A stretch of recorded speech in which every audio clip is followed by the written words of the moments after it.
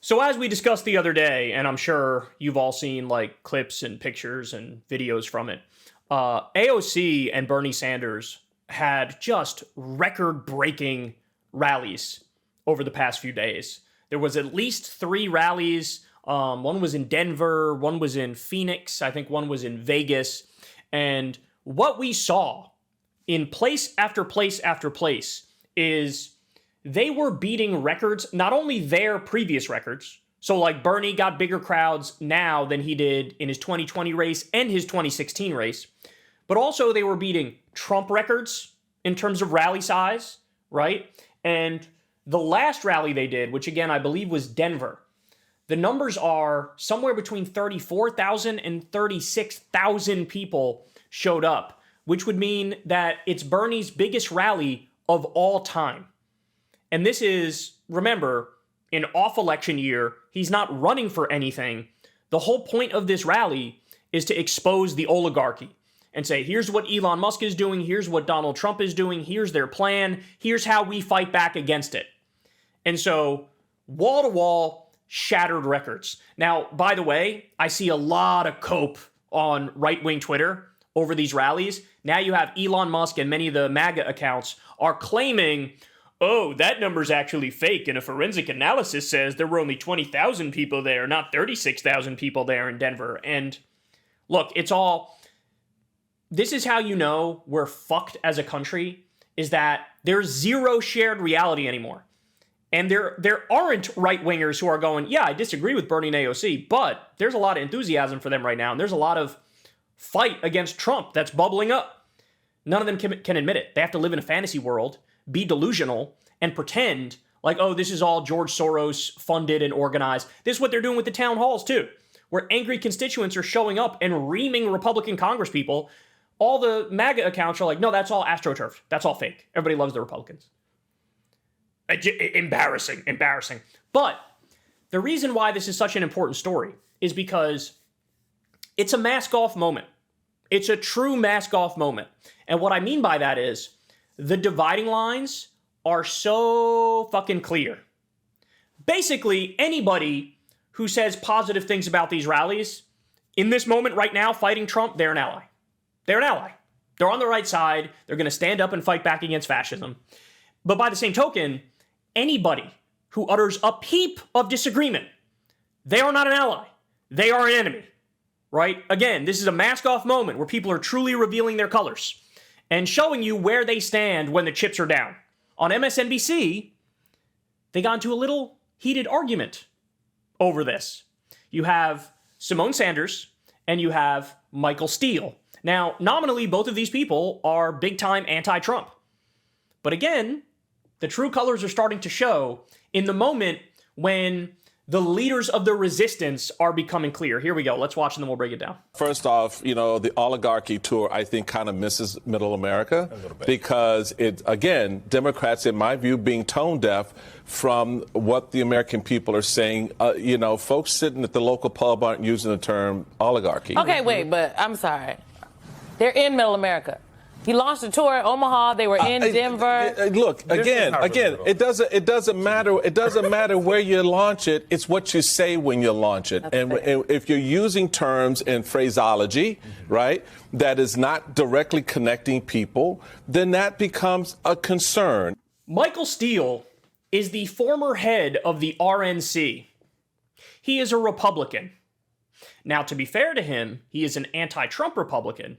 But what he's doing here is he's giving the game away. What he wants is the Democratic Party to become the Republican Party of old, full stop. He doesn't want them to be a liberal party. He certainly doesn't want them to be a left-wing party. Yes, he's anti-Trump, but he still likes tax cuts for the rich. He still likes deregulation. He still wants to defer to big business. He still wants a war hawk foreign policy. And the mask came off. Now notice how condescending that is to middle America. Oh, they don't even know what oligarchy is. And Simone Sanders is like, hey, a lot of these events are being held in these places. And if it wasn't hitting, you wouldn't have record numbers of people showing up. Like, the proof is in the pudding. Numbers don't lie. And if Bernie is beating the numbers he got for his rock star presidential campaigns and beating them in every single rally, what the fuck are you talking about? It is hitting.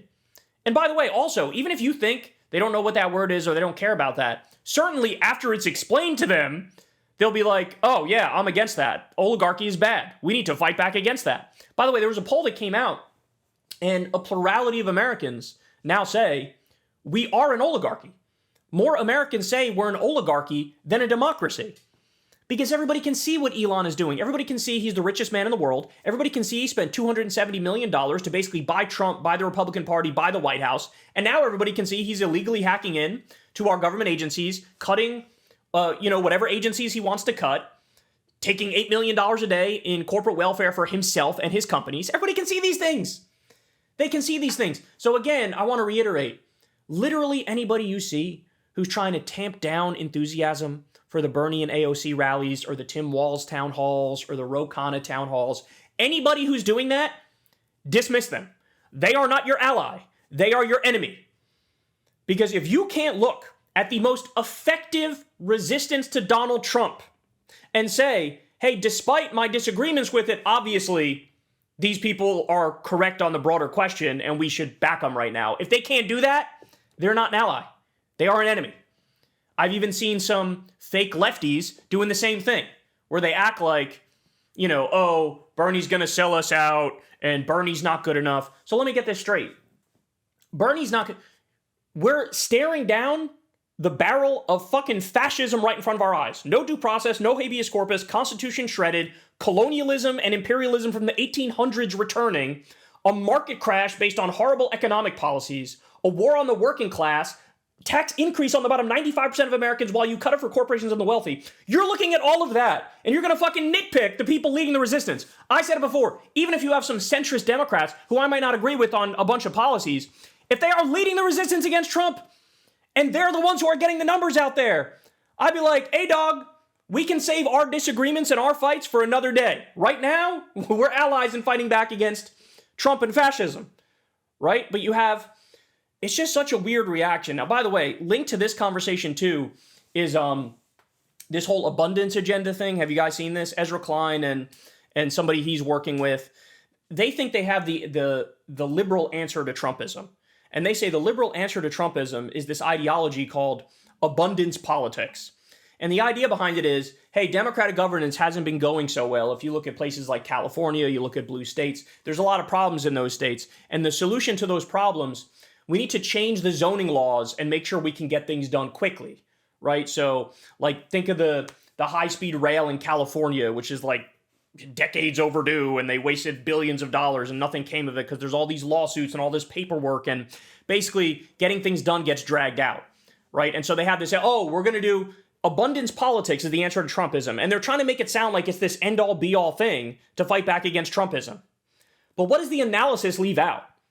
The analysis leaves out oligarchy, kleptocracy, the robber baron coup, the multinational corporations that have rigged our government, bought our government. Money in politics and corruption is the core of every single problem we have. The billionaires are the core of every single problem we have. They have destroyed this country. They are disgusting criminals who have run us into the ground as they plunder our treasury. And this whole analysis leaves that out, right? And so those people as well, you got to keep an eye on them. Right now, some of them might be saying the right things about Bernie and AOC, and will accept anybody in the coalition who needs to be in the coalition in order to defeat Trumpism. But when the left gets back in power, you got to be careful, because this abundance thing is just neoliberalism reworked. Neoliberalism redefined. They try to put a fresh coat of paint on neoliberalism and say, hey, isn't Bill Clintonism great? Isn't it great to be half Republican? And in this moment, it's the left-wing Tea Party moment, y'all. We are not playing around. We are not fucking around. We need you to be the most anti-Trump you could possibly be, to lead the resistance, and also stand for the things that we know are solutions. We're going to tax the billionaires. We're going to end the corruption and get money out of politics. We're going to do universal health care, Medicare for all. We're going to do free college. We're going to wipe out the medical debt. We're going to wipe out the student loan debt. We're going to do the PRO Act so everybody can be part of a union. We're going to raise the minimum wage so people make more money. We're going to do 12 weeks paid family leave. We're going to do 12 weeks paid sick leave. We're going to do Social Security for all. They're trying to destroy Social Security. We're going to expand Social Security. That's what everybody should get a social security check. In the world's richest nation, and you have some people working full time and not making enough money to survive, why shouldn't that person get a social security check to make sure they can pay the bills? And by the way, we can fund it by lifting the cap on social security and taxing rich people more for social security so that everybody else can survive. It's called redistribution of wealth, and it's the best thing that can happen in this country. So this is why I need everybody to understand. People are outing themselves in this moment. Take note.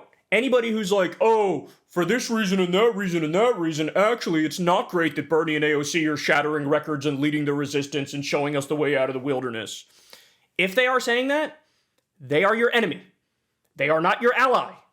Be careful of people trying to hijack this moment. Because when push comes to shove, what Michael Steele wants is, hey, if Democrats win again and they get back in power, please don't raise taxes on the rich. Please don't re-regulate Wall Street and corporations, because in his heart of heart, he's still a Republican. Yes, he's anti-Trump, but fundamentally, he would prefer Mitt Romney in power as opposed to, say, Bernie Sanders, as opposed to somebody who would expand on FDR's New Deal. And you have to beware those charlatans, man. You have to be, again, we welcome anybody and everybody in the tent who is willing to fight back against Trump. But if you are trying to tamp down the enthusiasm of the people who have proven they can lead the resistance and get us out of this mess, if you're nitpicking them and saying, oh, I don't know if I agree with that, I don't think I like how they're doing it, bitch, you have every opportunity in the world. You go set up your own event. You go do your own thing. Let me know how many fucking people you get. And when you don't get as many as Bernie and AOC, you can go to Shut the Fuck Upsville. Because clearly what they're doing is working, right? By the way, great example. Ruben Gallego, the Democratic senator, at the same time Bernie and AOC were doing this rally, they were doing a meeting with venture capitalists like Mark Andreessen, the right-wing billionaire. It was Matt Iglesias, Mark Andreessen, Ruben Gallego, $5,000 a plate, meeting with venture capitalists. There's your two versions of the Democratic Party. Which one do you want?